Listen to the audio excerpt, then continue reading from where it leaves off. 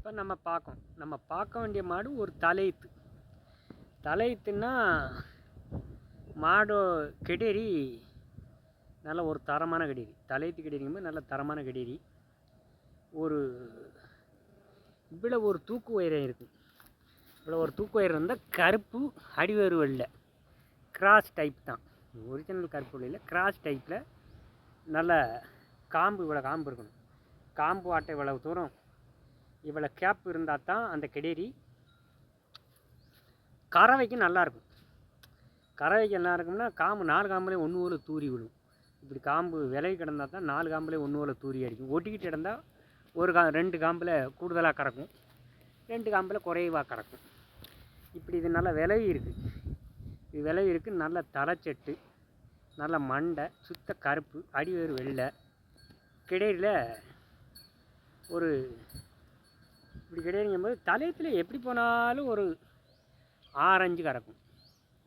10 கறக்கும், 12 கறக்கும்லாம் கறக்காது. ஒரு 6-5 கறக்கும். 6-5 11 லிட்டர் கறக்கும். 6-5 11 லிட்டர் கறந்தாலும் இன்னொரு ஈத்துக்கு ஒரு 8 லிட்டர் கறக்கும். 8 லிட்டர் கறக்கும். தூக்கு உயரமான கெடேரி. மேய்ச்சல் மாதிரில வளர்க்குறதுக்கு இந்த கெடேரி நல்ல சூட்டான கெடேரி.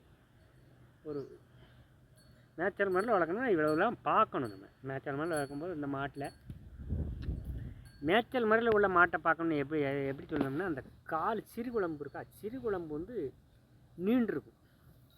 அப்போ அந்த மாடு கெட்டுத்தலையில் இருந்த மாடு. சிறுகுழம்பு தேஞ்சிருந்தால் தான் அந்த மாடு மேய்ச்சல் முறையில் உள்ள மாடு. சிறுகுழம்பு அப்படி தேஞ்சிருக்கணும். இது நல்ல சிறுகுழம்பு தேஞ்சி மேய்ச்சலில் இல்லை, காட்டில் அடித்த மாடு. மேய்ச்சலுக்கு கிளை வெயில் தாங்கும். இல்லைன்னா கெடேரி நல்ல கெடேரி. நல்ல ஒரு நிறவட்டான கெடேரி. நிறவட்டான கெடேரினா நல்ல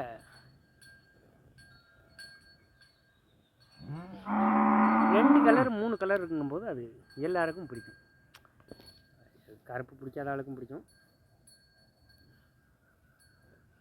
சுத்த கருப்பு உள்ள பிடிச்ச ஆளுக்கும் பிடிக்கும். இதுதான் இந்த மாட்டோட சிறப்பு.